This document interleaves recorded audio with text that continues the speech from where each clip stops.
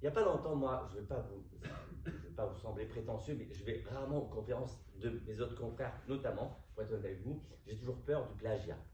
J'ai toujours peur que inconsciemment je copie quelque chose. Mais une fois, donc, je suis allé à Adon Naouri, et qui est d'origine, je ne savais pas, d'origine irakienne. Et il a dit qu'en arabe irakien, le verbe être, en fait, dans l'arabe marocain, c'est la même chose, il dit que le verbe être n'existe pas. En fait, pour dire je suis, en arabe irakien, on dit rani. Et rani, ça veut dire il m'a vu. Et vous êtes rakoum. Ils vous ont vu. Donc ça veut dire que quelque part, mon sentiment d'existence ne passe que par le regard de l'autre. Donc ça veut dire que quand je souris à l'autre, ça lui donne un sentiment d'existence.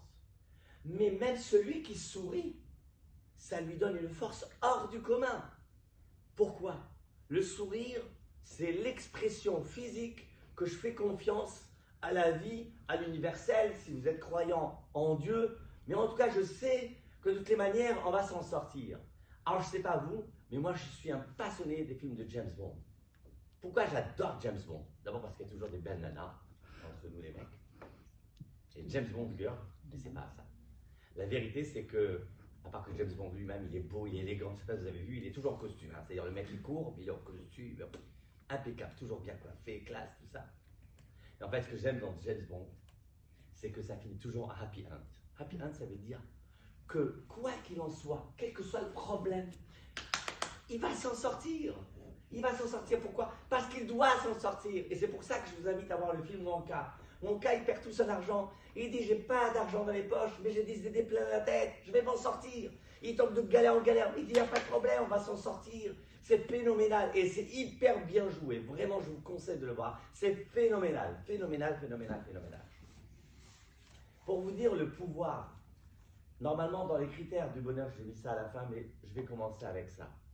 C'est justement ce dont je parle, c'est-à-dire la connaissance. Pourquoi je vous parle du pouvoir de la connaissance? Je vais vous donner deux images, deux exemples concrets qui montrent ça. Le premier, il est qu'il y a quelques années, je suis tombé sur un article d'un ingénieur en agronomie qui explique que c'est stupide de ramasser les feuilles mortes. Et je vous dis ça parce qu'il n'y a pas longtemps, en début d'automne, j'ai vu encore dans un parc les jardiniers qui s'en occupent ramasser les feuilles mortes. Je me suis dit, mais quelle bêtise. L'ingénieur en question, il explique qu'en fait, les feuilles mortes, il ne faut pas les ramasser. Pourquoi? Parce qu'en réalité, ces feuilles mortes, quand elles pourrissent, elles forment un engrais qui stimule la pousse de l'arbre. J'ai dit, waouh, c'est phénoménal. Vous avez une idée de c'est quoi la leçon que je tire de ça? Jeune homme. Votre prénom? Enzo. Enzo. Wow, Enzo. Wow. Lasciatemi cantare. Allez, Enzo. Selon vous, c'est quoi la leçon de vie que je peux tirer de cette idée, de cette image? Bon, bah, que c'est cyclique, en fait. C'est-à-dire qu'on pousse, on peut faire comme des choses qui nous ont aidé à grandir, mais qui nous aideront encore à grandir. On a des expériences. C'est pas mal. Déjà, l'idée du cycle, c'est pas mal. Et quoi d'autre? Mais allez-y, oui, vous avez dit? Grandir des expériences. Des expériences, oui. Quelqu'un peut aller un tout petit peu plus loin. Il a pratiquement répondu. Quelqu'un a une idée? Vous êtes? Non, j'ai pas d'idée. Vous êtes? Yvan. C'est pas parce que vous n'avez pas dit que vous n'avez pas d'idée. Par contre, le contraire de mon cas, il dit j'ai rien dans les poches, mais j'ai des idées plein la tête. Hein. Alors, Yvan. Moi, j'aurais dit la même chose. Hein. J'ai pas envie d'en prendre. Légèrement plus loin. Je sais pas. Quelqu'un a une idée? Ça va, il n'y a que des gens heureux ici. Il n'y a personne qui a vécu de rupture, personne n'a vécu de choses pourries. Personne n'a vécu de choses pourries dans la vie.